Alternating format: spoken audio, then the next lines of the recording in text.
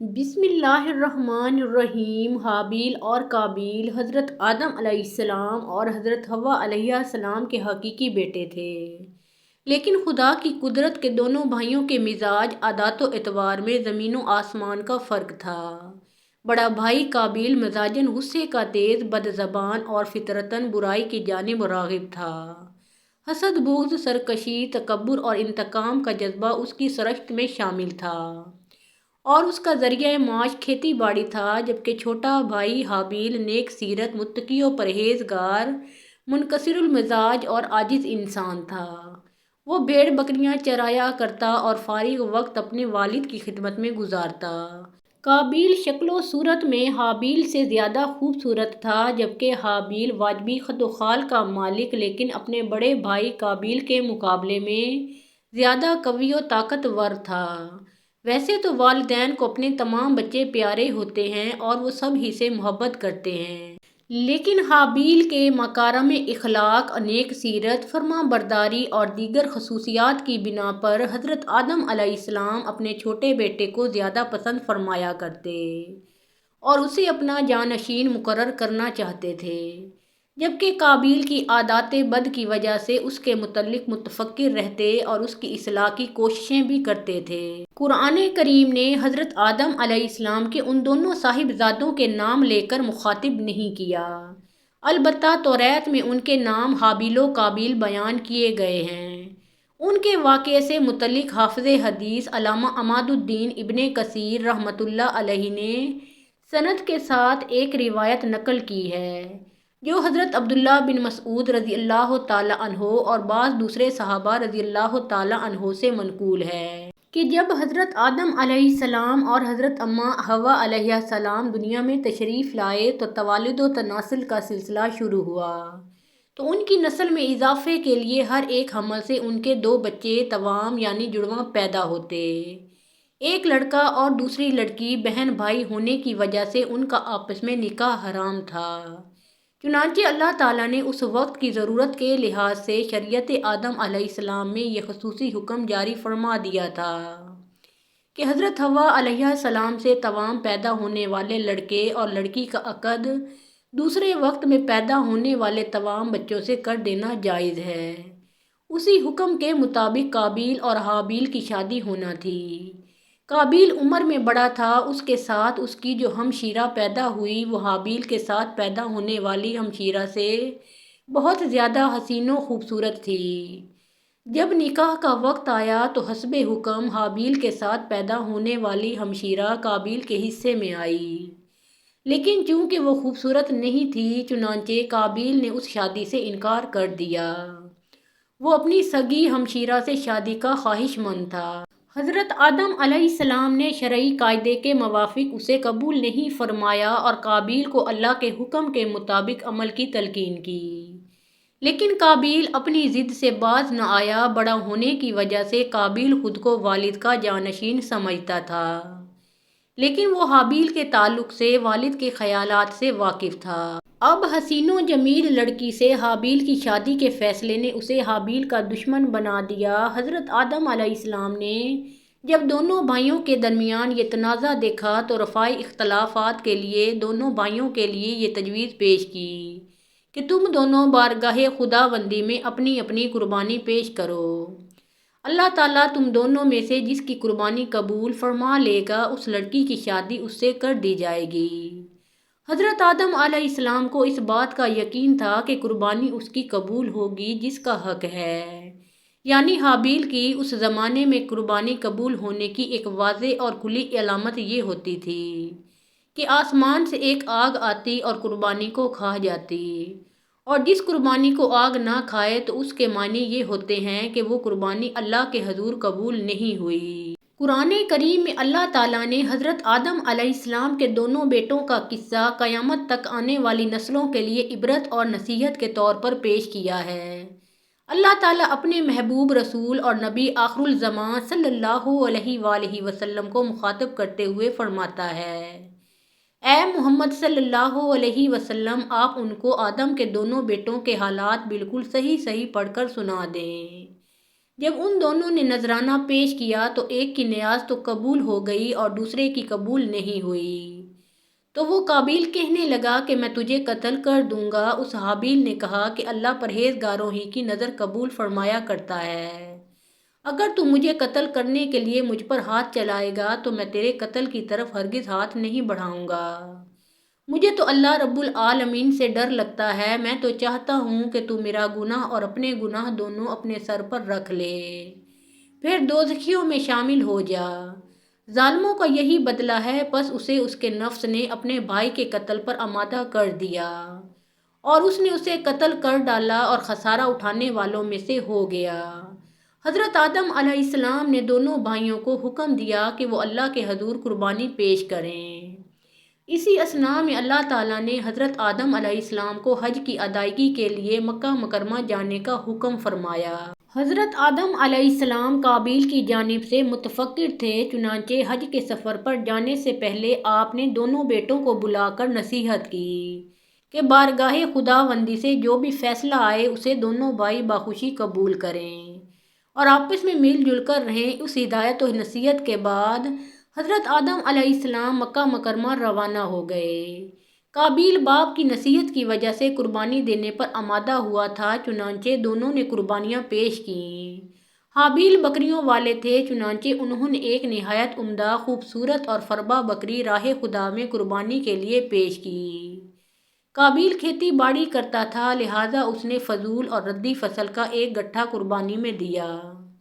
اللہ نے حابیل کی قربانی قبول فرما لی مگر قابیل کی قبول نہیں ہوئی۔ اس زمانے میں قربانی کی قبولیت کی علامت یہ ہوتی تھی کہ آسمان سے ایک شعلہ نیچے اترتا اور وہ قربانی کے لیے پیش کی گئی شے کو جلا کر بھسم کر دیتا۔ اس کا مطلب یہ تھا کہ اللہ نے قربانی قبول فرما لی۔ یہ دیکھ کر قابیل غضبناک ہو گیا اور حسد کی آگ میں جل کر بولا، میں تجھے جان سے مار ڈالوں گا۔ حابیل نے کہا، بھائی جان، اس میں میرا کیا قصور ہے؟ یہ تو اللہ تعالیٰ کا قاعدہ ہے کہ وہ صرف اپنے متقی بندوں کی قربانی قبول فرماتا ہے۔ اگر آپ مجھے قتل کرنے کے لیے اپنا ہاتھ چلائیں گے تب بھی میں آپ کو قتل کرنے کے لیے اپنا ہاتھ نہیں چلاؤں گا، کیونکہ مجھے تمام جہانوں کے پروردگار اللہ تعالیٰ کا خوف ہے۔ اگر آپ اس انتہا تک پہنچ جائیں گے کہ مجھے قتل ہی کر دیں گے تو آپ اپنے گناہوں کے ساتھ ساتھ میری خطاؤں کا بوجھ بھی اپنے سر اٹھائیں گے۔ ایک بے گناہ انسان کو قتل کرنے والا گویا مقتول کے تمام گناہوں کا بوجھ بھی اپنے سر اٹھا لیتا ہے۔ اس طرح میرے گناہوں کا وبال بھی آپ کے سر ہوگا اور میرے لیے تو یہ کوئی گھاٹے کا سودا نہیں ہے۔ البتہ اس جرم کی وجہ سے آپ جہنمی ہو جائیں گے۔ ان الفاظ کے بین السطور اس کے ضمیر کی کشمکش کا مکمل نقشہ موجود ہے۔ ایک طرف اللہ کا خوف، نیکی کا جذبہ، خون کا رشتہ اور دوسری طرف شیطانی ترغیب، حسد کی آگ اور نفسانی خواہش کی اکساہٹ، اور پھر بالآخر اس اندرونی کشمکش میں اس کا نفس جیت ہی گیا اور اس نے بھائی کو قتل کر ڈالا، جس سے وہ نقصان پانے والوں میں سے ہو گیا۔ قابیل نے حابیل کو کیسے قتل کیا؟ حضرت عبداللہ بن عمر رضی اللہ تعالیٰ عنہ فرماتے ہیں، خدا کی قسم مقتول حابیل قابیل سے زیادہ طاقتور تھا، لیکن اسے حیا و شرم مانے رہی کہ وہ اپنے بھائی کی طرف قتل کے لیے ہاتھ بڑھائے۔ علامہ ابن کثیر رحمۃ اللہ علیہ قتل کے حوالے سے مختلف اقوال تحریر فرماتے ہیں کہ شاید قابیل کے پاس لوہے کی راڈ ہو جس سے حابیل کو مارا اور قتل کر دیا، اور ایک قول یہ بھی ہے کہ قابیل نے پتھر کی چٹان حابیل کے سر پر مار کر اسے ہلاک کیا، جبکہ حابیل جب سو رہا تھا تو قابیل نے بھائی کا سر کچل ڈالا۔ ایک قول یہ بھی ہے کہ قابیل نے حابیل کا گلا گھونٹا اور اس طرح اسے کاٹا جیسے درندے کرتے ہیں، جس سے وہ جاں بحق ہو گیا۔ واللہ اعلم۔ حضرت علامہ شبیر احمد عثمانی رحمۃ اللہ علیہ تفسیر عثمانی میں تحریر فرماتے ہیں کہ اگر کوئی ناحق کسی کو مارنے لگے تو اسے اجازت ہے کہ اپنے دفاع میں ظالم کو مار ڈالے، لیکن اگر صبر کرے تو شہادت کا درجہ حاصل ہے۔ حابیل نے اپنے بھائی قابیل سے کہا تھا کہ بھائی، میں آپ سے ڈر کر نہیں بلکہ اللہ تعالیٰ کے خوف سے یہ چاہتا ہوں کہ اپنے بھائی کے خون میں اپنے ہاتھ نہ رنگوں۔ قرآن کریم میں مذکورہ شادی کا کوئی تذکرہ ہے، نہ حضرت آدم علیہ السلام کے صاحبزادوں حابیل اور کابیل کے نام موجود ہیں، بلکہ ناموں کی بجائے آدم علیہ السلام کے دو بیٹوں کہہ کر ذکر کیا گیا ہے۔ اس قربانی کا ذکر فرما کر اللہ تعالیٰ نے نعش کی تدفین کے بارے میں یوں فرمایا ہے کہ اب اللہ نے ایک کوا بھیجا جو زمین کو کریدنے لگا تاکہ اسے دکھائے کہ اپنے بھائی کی لاش کو کس طرح چھپائے۔ کہنے لگا، ہائے افسوس، کیا میں اس کوے کی مانند بھی نہ ہو سکا کہ اپنے بھائی کی لاش چھپا دیتا۔ سو وہ پشیمان ہونے والوں میں سے ہو گیا۔ قابیل نے اپنے بھائی کو قتل تو کر دیا، لیکن اب وہ نہایت پریشان تھا کہ اس نعش کا کیا کرے۔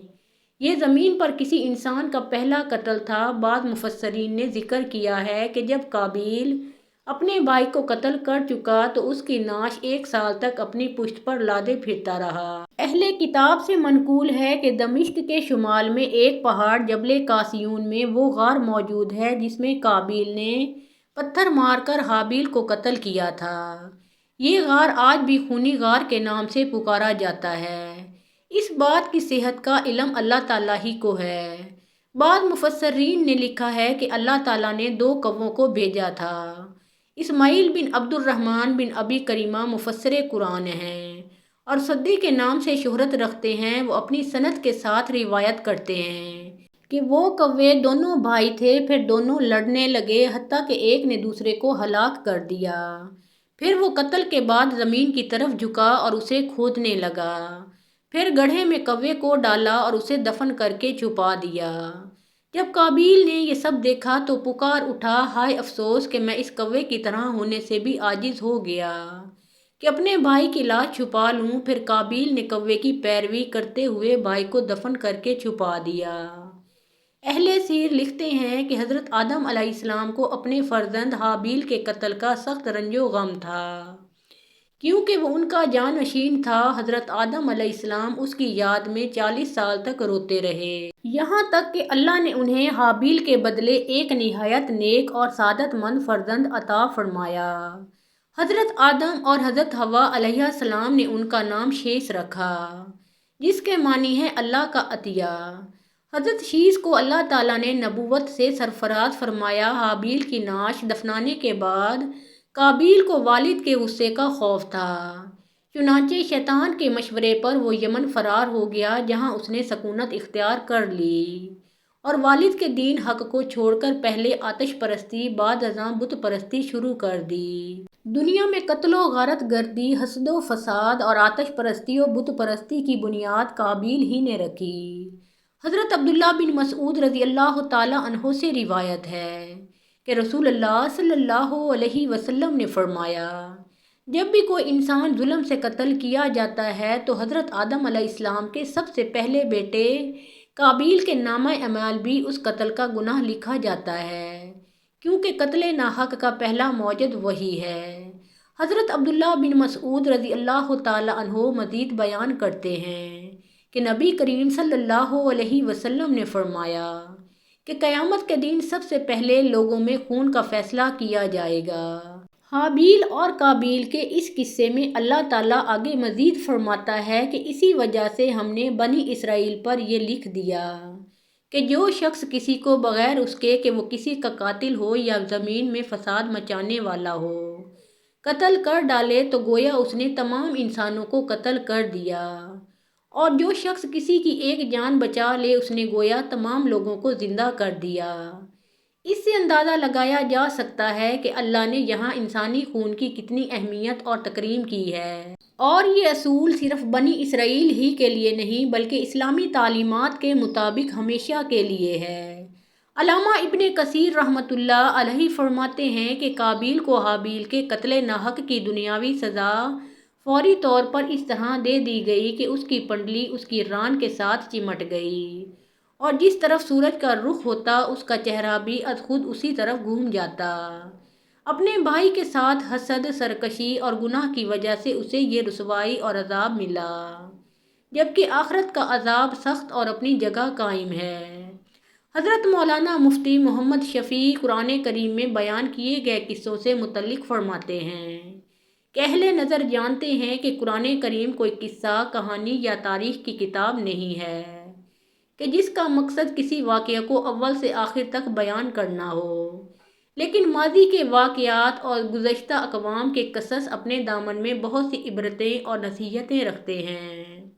یہی تاریخ کی اصل روح ہے اور ان میں بہت سے حالات و واقعات ایسے بھی ہیں جو مختلف احکام شرعیہ کی بنیاد ہیں۔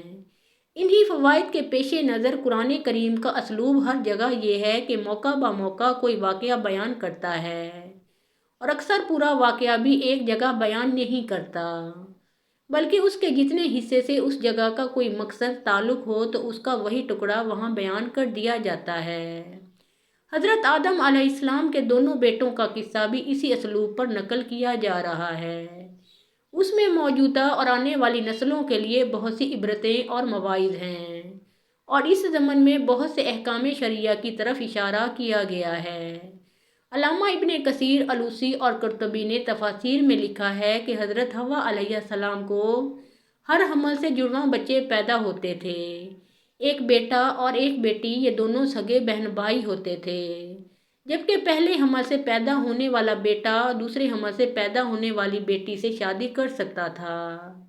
حضرت آدم علیہ السلام کو سلبی اولاد کے درمیان ایک بطن کا دوسرے بطن سے نکاح جائز تھا۔ جب حضرت آدم و حوا دنیا میں آئے تو توالد و تناسل کا سلسلہ شروع ہوا تو ہر ایک حمل سے ان کے دو بچے پیدا ہوئے، ایک لڑکا اور دوسری لڑکی، اس وقت جبکہ آدم علیہ السلام کی اولاد میں سوائے بہن بھائیوں کے کوئی اور نہ تھا اور بھائی بہن کا آپس میں نکاح نہیں ہو سکتا، تو اللہ تعالیٰ نے اس وقت کی ضرورت کے لحاظ سے شریعت آدم علیہ السلام میں یہ خصوصی حکم جاری فرمایا تھا کہ ایک حمل سے جو لڑکا اور لڑکی پیدا ہو وہ آپس میں حقیقی بہن بھائی سمجھے جائیں گے اور ان کے درمیان نکاح حرام ہوگا، لیکن دوسرے حمل سے پیدا ہونے والے لڑکے کے لیے پہلے حمل سے پیدا ہونے والی لڑکی حقیقی بہن کے حکم میں نہیں ہوگی، بلکہ ان کے درمیان رشتہ جائز ہوگا۔ حضرت آدم علیہ السلام کی شریعت میں ضرورت توالد و تناسل کی وجہ سے یہ جائز تھا، اس کے علاوہ اور کوئی شکل نہ تھی، اس کو اللہ تعالیٰ نے اس وقت جائز فرمایا تھا۔ چونکہ بعد میں اس کی ضرورت نہ رہی، اس لیے پھر حضرت آدم علیہ السلام کے بعد آنے والی ہر شریعت میں اس کو منع کر دیا گیا کہ کوئی بہن بھائی آپس میں شادی نہیں کر سکتا۔ قابیل کے ساتھ جو لڑکی پیدا ہوئی وہ بے انتہا خوبصورت تھی، جبکہ حابیل کے ساتھ جو لڑکی پیدا ہوئی وہ اتنی خوبصورت نہ تھی۔ حضرت آدم علیہ السلام کی شریعت کے مطابق جب یہ جوان ہوئے تو قابیل کی شادی حابیل کی بہن سے ہونی تھی اور حضرت حابیل کی شادی قابیل کی بہن سے ہونی تھی، لیکن قابیل اپنی ہی بہن کو پسند کرنے لگا اور وہ اسی سے شادی کرنا چاہتا تھا، جبکہ شریعت آدم میں اس کی ممانعت تھی کہ ایک ہی حمل سے پیدا ہونے والے بچوں کی شادی آپس میں نہیں ہو سکتی۔ لہٰذا جب یہ صورتحال زیادہ بگڑ گئی تو حضرت آدم علیہ السلام نے ان دونوں کو اللہ کی راہ میں قربانی پیش کرنے کو کہا اور بتایا کہ جس کی قربانی کو آسمان سے آگ آ کر کھا جائے گی تو سمجھنا کہ اس کی قربانی قبول ہو گئی۔ قابیل کھیتی باڑی کا کام کرتا تھا، حضرت حابیل علیہ السلام بکریاں چرایا کرتے تھے۔ حضرت حابیل علیہ السلام نے اللہ تعالیٰ کے سامنے ایک بکری کا بچہ پیش کیا اور قابیل نے بھی اللہ تعالیٰ کی بارگاہ میں قربانی رکھ دی، چنانچہ حضرت حابیل کی قربانی قبول ہو گئی۔ ایک دن قابیل نے غصے میں آ کر حضرت حابیل علیہ السلام کو پتھر مار کر قتل کر دیا۔ پھر شیطان قابیل کے پاس آیا اور اس کو گھر سے بھاگنے کے لیے کہا۔ شیطان کہنے لگا اگر تم یہاں رہو گے تو تمہیں تمہارا باپ مار ڈالے گا۔ بس اسی قتل کے ڈر سے قابیل اپنی سگی بہن عقلیمہ کو لے کر یمن کی پہاڑیوں میں جا بسا۔ اصل میں شیطان کو یہ ڈر تھا کہ کہیں قابیل توبہ کر کے حضرت آدم کا تابعدار بیٹا نہ بن جائے۔ پہاڑیوں میں جا کر نسل قابیل خوب بڑھنے لگی اور وہاں اس کی کثیر اولادیں پیدا ہوئیں۔ قابیل اور اس کی اولاد نے ہی سب سے پہلے آتش پرستی اور پھر شیطان کے بہکاوے میں آ کر بت پرستی شروع کر دی۔ دنیا میں قتل و غارت، حسد و فساد اور بت پرستی کی بنیاد قابیل ہی نے رکھی۔ حضرت عبداللہ بن مسعود سے روایت ہے کہ حضور نبی اکرم صلی اللہ علیہ وسلم نے فرمایا دنیا میں جب بھی کوئی ظلم سے قتل ہوتا ہے تو اس کا ایک گناہ حضرت آدم علیہ السلام کے بیٹے قابیل کی گردن پر ضرور ہوتا ہے۔ اس لیے کہ یہ وہ شخص ہے جس نے ظالمانہ قتل کی ابتدا کی اور یہ ناپاک طریقہ جاری کیا۔ اس دن کے بعد حضرت آدم علیہ السلام مسلسل پریشان رہنے لگے۔ حضرت آدم علیہ السلام اللہ تعالیٰ کی بارگاہ میں دعا کیا کرتے تھے، یا اللہ تعالیٰ مجھے نیک اولاد عطا فرما۔ اللہ تعالیٰ نے حضرت آدم علیہ السلام کی دعا قبول فرماتے ہوئے حضرت آدم علیہ السلام کو ایک لڑکا عطا فرمایا جس کا نام حضرت شیث علیہ السلام تھا۔ حضرت شیث علیہ السلام جوان ہوئے تو حضرت آدم علیہ السلام نے اپنا جانشین حضرت شیث علیہ السلام کو مقرر کر دیا۔ ان کو حکم دیتے ہوئے کہا کہ اپنے بھائی قابیل سے ہمیشہ دور رہنا۔ جب حضرت آدم علیہ السلام کا وصال ہوا تو اللہ تعالیٰ کی طرف سے بے شمار فرشتے زمین پر نازل ہوئے۔ انہوں نے حضرت شیث علیہ السلام کو اپنے باپ کو دفن کرنے کا طریقہ بتایا۔ اس کے بعد حضرت حوا علیہ السلام کا بھی وصال ہو گیا۔ اس کے بعد زنا کی شروعات ہوئی۔ اس کے بعد ایک وادی میں قابیل اور اس کی اولاد رہنے لگی۔ شیطان ایک آدمی کی شکل میں ان کے پاس آیا۔ شیطان نے ان دونوں کو عیش و عشرت میں لگا دیا۔ شیطان نے ان کو ایسے ایسے کپڑے اور گانے بجانے کے طریقے سکھائے کہ وہ کبھی بھی ان کو نہ بھول سکے۔ انہوں نے ایک دن میلے کے لیے مقرر کیا جس پر وہ برہنہ عورتیں اور مرد اکٹھے شرکت کرتے۔ اس میلے پر طرح طرح کے گانے اور موسیقی کی آوازیں آتی تھیں۔ اس طرح جو شخص مومن تھا ان کو بھی یہ آوازیں سنائی دیتی تھیں۔ ایک دن ایک مومن کے دل میں خیال آیا کہ میں یہ سب کچھ قریب سے دیکھنا چاہتا ہوں۔ ایک دن وہ مومن اپنے ساتھیوں سے چوری وہاں سے نکلا اور قابیل کے لوگوں کے پاس گیا۔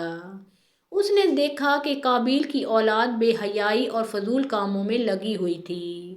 اس شخص نے وہاں جا کر دیکھا کہ وہ عورتیں بہت ہی خوبصورت اور حسین تھیں۔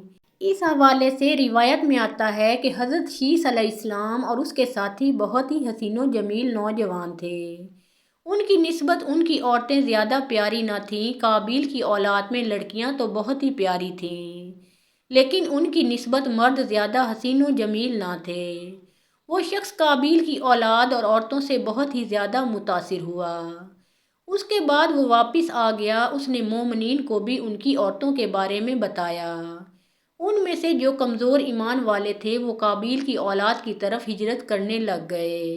کافی حد تک مومن لوگ بھی قابیل کے فتنے میں داخل ہوتے گئے اور فضول کاموں میں شامل ہوتے جا رہے تھے۔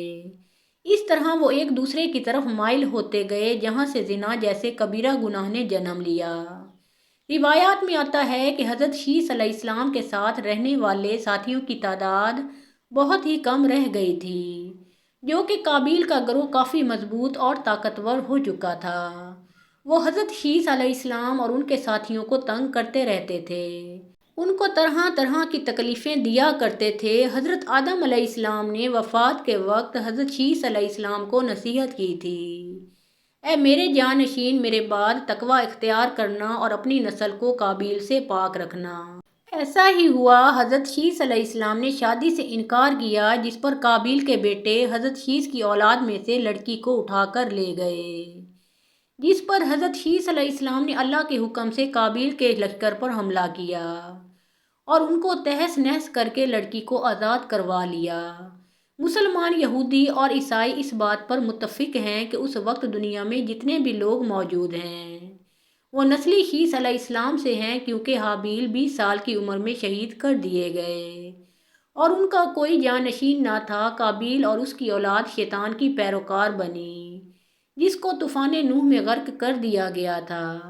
اس لیے نسل انسانی صرف اور صرف حضرت آدم علیہ السلام کے تیسرے بیٹے حضرت شیث علیہ السلام سے ہے۔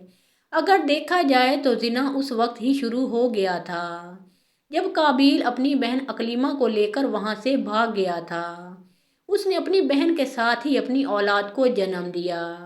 محترم ناظرین، پیارے آقا محمد مصطفیٰ صلی اللہ علیہ وسلم کا پیارا نام ایک بار کامنٹ سیکشن میں ضرور لکھیں۔